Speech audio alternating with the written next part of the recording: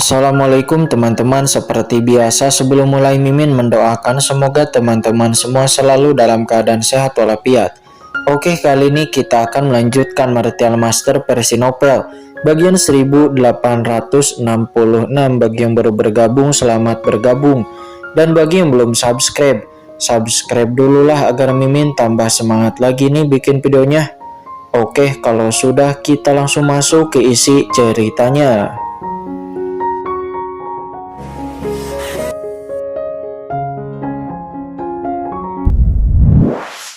Bahwa dirinya tidak selaras dengan leluhur Bisluwo.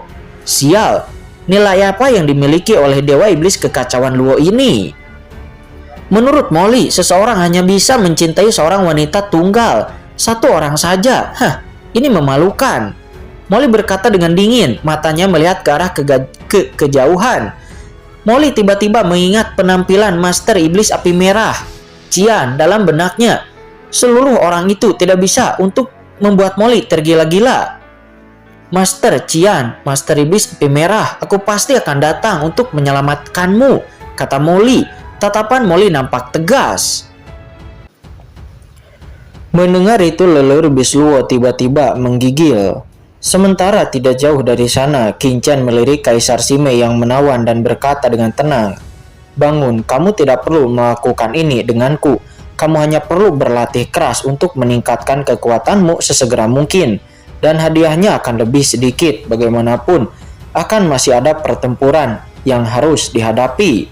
Nada bicara Qin Chen sangat tenang. Hal itu membuat Kaisar Sime menggigit bibir merahnya, mengangkat kepalanya, dan menunjukkan matanya yang menyedihkan. Aku merasa kasihan dan berkata dengan Kaisar Sime, "Tuanku, sebenarnya keluargaku tidak hanya dapat melawan musuh yang kuat, tetapi dalam aspek tertentu sebenarnya sangat hebat. Tuan, atau Anda dapat mencobanya?" Wajah Qin Chen tiba-tiba menjadi gelap. "Diam." Sial, apakah Kaisar Sime ini tidak mengerti ucapannya? Qin Chen pun terlalu malas untuk berbicara omong kosong dengannya, jadi dia berbalik dan segera pergi.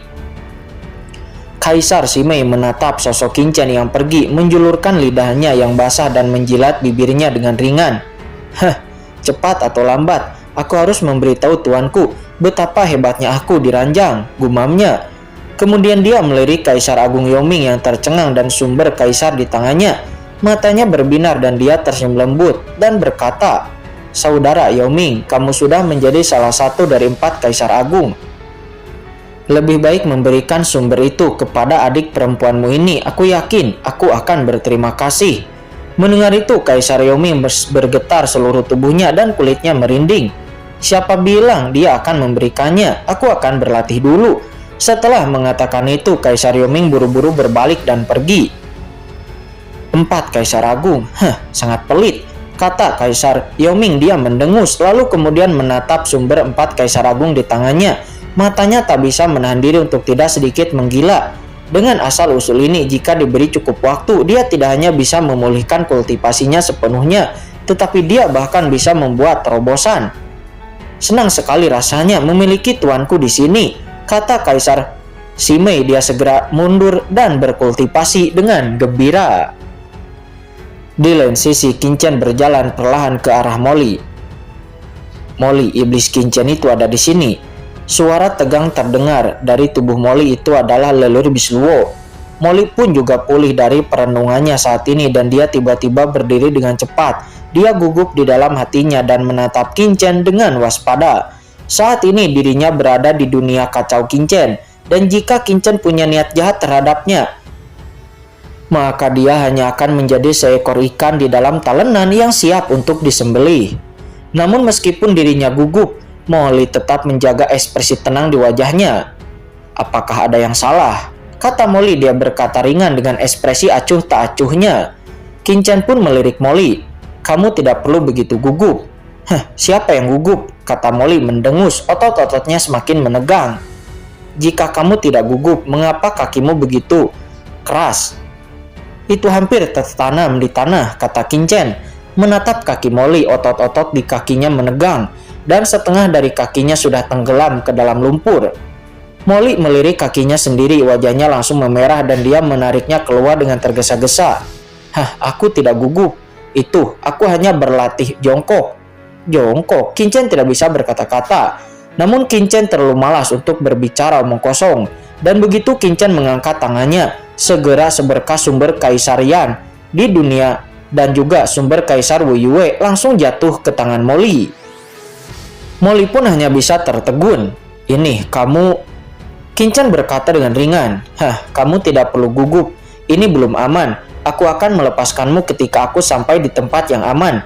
Ini adalah tanggung jawab kaisarian dan sumber dari Kaisar Wu Yue. Secercah sumber, kamu ambillah dan berkultivasilah dengan giat di sini.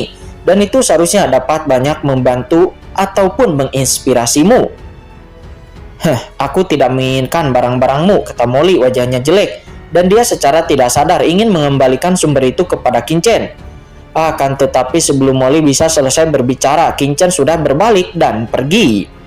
Terima saja, ini pantas kamu dapatkan.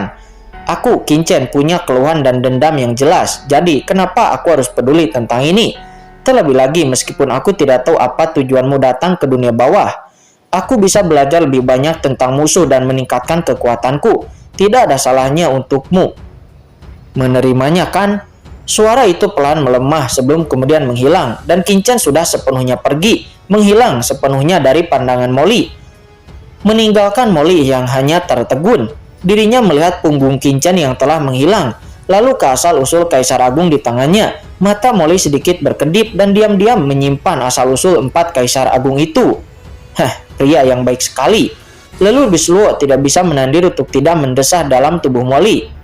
Hal itu membuat Molly secara mengejutkan tidak membantah ataupun berbicara lain. Dia hanya berdiri diam di sana bertanya-tanya apa yang sedang dipikirkannya.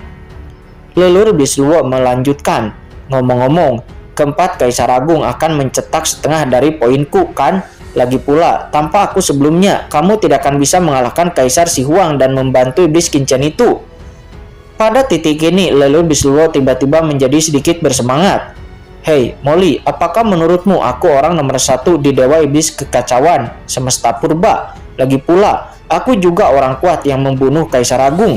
Meskipun itu hanyalah salah satu dari proyeksi ganda Kaisar Agung, namun itu juga sangat luar biasa. Mendengar perkataan Leluhur Bisluo, Molly terdiam. Hei, kamu tidak dalam kondisi prima sekarang. Kamu jauh di belakang iblis Qin Chen itu. Kata Leluhur Bisluo, dia tidak bisa menahan diri untuk terus berteriak.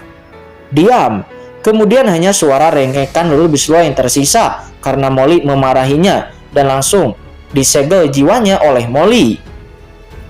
Di dunia kacau, Qin Chen mendatangi 1000 tulang dan yang lainnya lagi.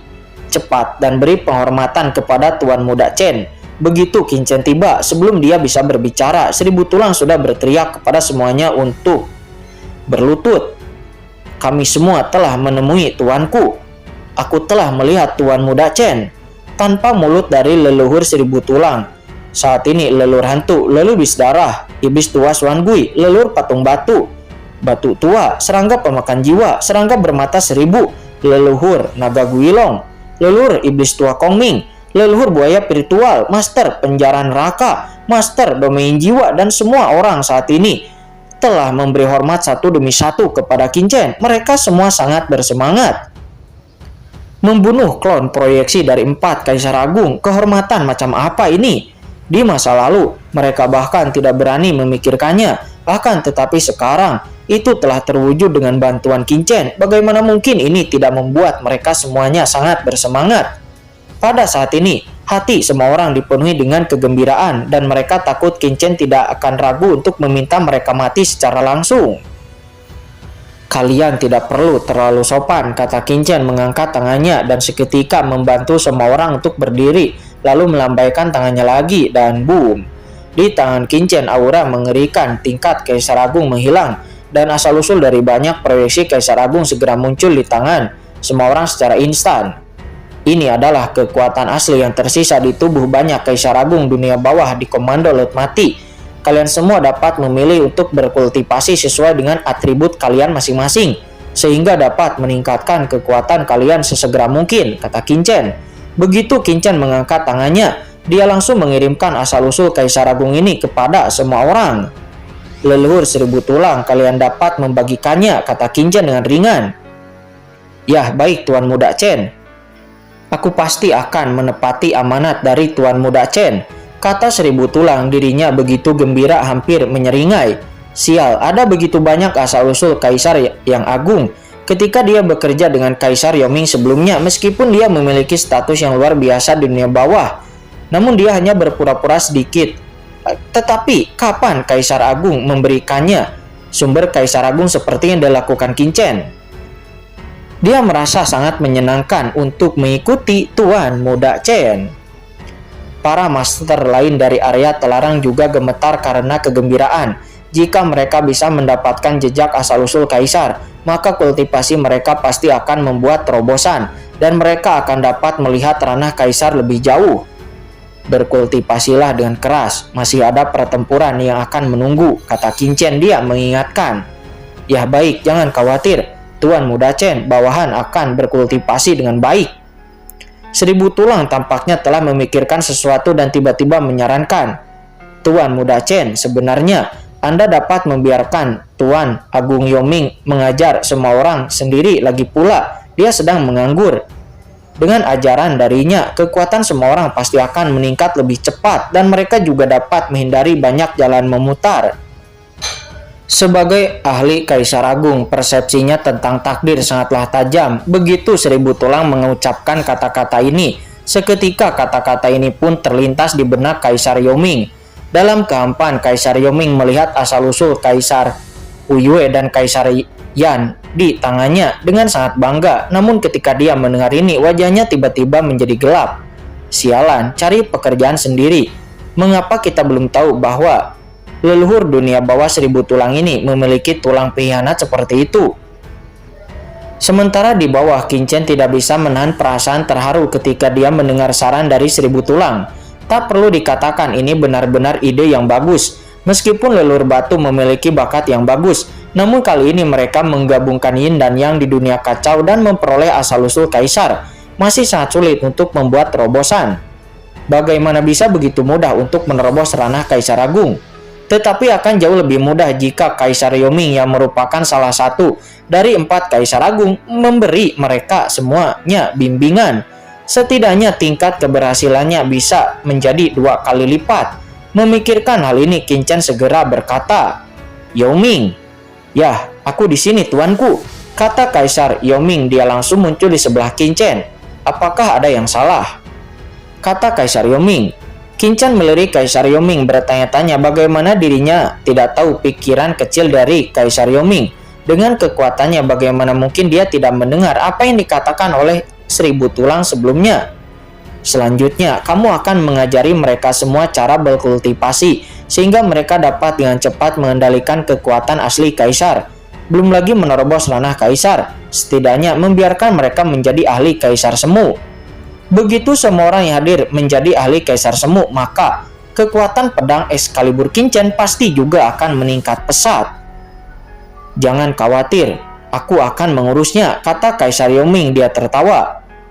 "Yah, kalau begitu aku serahkan padamu," kata Qin Chen mengangguk sebelum kemudian berbalik dan pergi. Begitu Qin Chen pergi, mata Kaisar Yoming langsung tertuju kepada Seribu Tulang. "Kaisar Agung," kata Seribu Tulang. Dia merasa lemah di dalam hatinya dan berpura-pura tenang, lalu berkata kepada yang lainnya, "Semua orang harus pergi sekarang. Aku masih memiliki beberapa hal untuk didiskusikan dengan Kaisar Agung, dan aku akan kembali untuk membimbing kalian dalam kultivasi selanjutnya." Mendengar itu, leluhur batu dan yang lainnya pun segera pergi setelah mendengarnya. Begitu mereka semua pergi, leluhur Seribu Tulang tiba-tiba menunjukkan ekspresi menyanjung di wajahnya dan berlari ke arah Kaisar Yoming. "Kaisar, tolong dengarkan penjelasanku." Apakah ada yang perlu dijelaskan? Kalian bisa melakukannya. Sekarang kalian dapat mengatur tugas untukku," kata Kaisar Yoming berkata sambil mencibir. Bukan begitu Kaisar Agung. Aku melakukan ini demi kebaikanmu sendiri," kata Seribu Tulang memutar matanya berkata sambil tergesa-gesa. "Kalau begitu, katakan padaku, mengapa kamu melakukannya dengan sangat baik untukku?" kata Kaisar Yoming. Dia mencibir. Seribu Tulang pun menjawab dengan sungguh-sungguh, "Kaisar Agung, aku ingat saat aku mengikuti Tuan Muda Chen. Kamu mungkin melihat betapa luar biasanya Tuan Muda Chen. Kamu ingin mengubah hidupmu dan ingin melangkah lebih jauh. Kurasa bawahanmu benar kan? Di sini Seribu Tulang mengatakan bahwa dengan bekerja kepada Tuan Muda Chen, maka Kaisar Agung Youming akan memiliki posisi yang sangat tinggi di antara bawahan-bawahan Tuan Muda Chen dan akan berada di atas Kaisar Simei. Alhasil, setelah mendengar semua itu, Kaisar Youming pun setuju untuk mengajar semua orang. Dan ketika mengajar semua orang, Kaisar Youming juga mendapati bahwa para penguasa daerah terlarang ini juga memiliki bakat dan dimungkinkan mereka akan bisa mencapai ranah Kaisar Agung di masa depan. Dan ketika Kaisar Agung Youming sedang mengajar para penguasa banyak daerah terlarang, saat ini Qin Chen telah tiba di tempat Chen Sisi dan yang lainnya berada. Tuan Muda Chen melihat Qin Chen datang, Chen Sisi dan yang lainnya segera bergegas maju dan melemparkan diri mereka kepada pelukan Qin Chen. Beberapa orang menangis. Mereka khawatir setengah mati ketika Qin Chen bertarung sebelumnya, tetapi mereka hanya bisa duduk di dunia kacau dan melihat Qin Chen dan tidak bisa keluar untuk membantu Qin Chen. Tidak apa-apa, kata Qin Chen memeluk beberapa wanita cantik itu, berkata dengan lembut. Gadis-gadis itu mengangkat kepala mereka dan menatap Qin Chen dengan air mata di pipi mereka. Chen, kamu pasti lelah karena bertarung sebelumnya. Masuklah dan bersantailah. Setelah mengatakan itu, para wanita menarik Qin Chen ke dalam kamar. Tak lama kemudian, suara-suara menggoda terdengar dari dalam kamar itu. Yamete kudasai. Pada saat yang sama, teriakan mendesah Qin Chen juga terdengar. Dan setelah waktu yang lama, Qin Chen berpegangan pada kusen pintu dan berjalan keluar. Sebelum kemudian Qin Chen bisa meninggalkan kamar, dirinya pun malah ditarik masuk lagi. Dan rumah kayu itu pun terus berguncang. Saya tidak tahu berapa kali itu maju mundur, tetapi ketika Qin Chen akhirnya keluar, tubuhnya tidak bisa menahan sedikit gemetar. Dia bahkan lebih lelah daripada melawan Kaisar Wu Yue dan yang lainnya. Tidak, mari kita istirahat dulu. Melihat para wanita cantik itu berjalan keluar, Qin Chen menjadi pucat dan melambaikan tangannya berulang kali. Setelah beberapa saat, Qin Chen berbaring di sofa di pintu dengan para gadis yang menempel di dadanya, menikmati momen hangat itu. Saya tidak tahu sudah berapa lama dunia kacau itu sedikit berguncang, seolah-olah telah menyentuh sesuatu. Apa? Qin Chen pun tiba-tiba membuka matanya. Telah meninggalkan retakan Poid. Segera Qin Chen sedikit mengernyit. Jika Anda meninggalkan retakan Poid begitu saja, maka dunia kacau tidak akan terguncang seperti ini. Itu pasti ada, Anda seharusnya menyentuh sesuatu. Memikirkan hal ini, Qin Chen pun langsung berdiri. Chen, ada apa? Tanya Yukiansu. Dia dan yang lainnya menatap Qin Chen. Tidak apa-apa. Seharusnya dunia kacau telah meninggalkan retakan Poid. Aku harus keluar dan melihatnya, kata Qin Chen. Dia tersenyum dan menatap para wanitanya dengan lembut. Para wanita itu segera berdiri dan menatap Qin Chen dengan agak enggan. Betapa enggannya mereka membiarkan Qin Chen pergi. Akan tetapi mereka juga tahu bahwa Qin Chen memiliki terlalu banyak hal yang harus dilakukannya sekarang. Qin Chen sedang berjuang untuk mereka, jadi bagaimana mereka bisa menahannya? Chen, kalau begitu berhati-hatilah, kata Yukiansu. Dia dan yang lainnya berkata dengan lembut. Kami akan menunggumu kembali dan membiarkanmu bersantai lagi. Berbicara tentang ini, Yukiansu dan yang lainnya tampaknya telah memikirkan sesuatu dan tidak dapat menahan diri untuk tidak menundukkan kepala dengan malu-malu. Pipi mereka langsung memerah seperti apel matang. Wajah Qin Chen baik-baik saja pada awalnya. Akan tetapi ketika dia mendengar ini, kakinya tiba-tiba menjadi lemah dan dia hampir terhuyung-huyung. Chen Sisi, tunggu saja. Kita sekarang sudah meninggalkan Laut Mati dan kita pasti akan bergegas ke Laut Bencana Abadi Permaisuri Ming Yue sesegera mungkin. Dan saat itu lukamu akan sembuh, kata Qin Chen seraya membelai wajah Chen Sisi yang sangat mulus itu. Dia berkata dengan lembut. Chen Sisi tidak mengatakan apa-apa, dirinya hanya mengangkat kepalanya dan menatap Qin Chen dengan penuh kegaguman di matanya yang jernih, dengan sedikit perhatian dan kepedulian yang sangat dalam di hatinya. Baiklah kalau begitu, aku pergi dulu, kata Qin. Setelah mengatakan itu, sosok Qin melesat dan dia menghilang dari sana. Dan begitu Qin pergi, tiba-tiba Chen Sisi menyemburkan seteguk darah sebelum kemudian pingsan. Sisi, segera Yukiansu, Jiruyu, dan Sang Wanwaner pun bergegas maju dan mendukung Chen Sisi dengan ekspresi gugup di wajah mereka. Aku baik-baik saja, kata Chen Sisi. Dia tersenyum sedikit dan terlihat darah merah masih merembes dari sudut mulutnya. Wajahnya sangat pucat. Hal itu membuat orang-orang merasa sangat khawatir.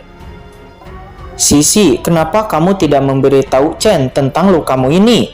Kata Yukiansu. Dia dan yang lainnya berkata dengan air mata di wajah mereka. Mendengar itu, Chen Sisi tersenyum tipis seperti peri yang sedang sakit. Dia berbisik, tekanan Chen sudah cukup besar dan dia pasti sudah menebak beberapa lukaku. Dia sudah sangat lelah dan aku tidak bisa memberinya tekanan lagi, kata Chen Sisi.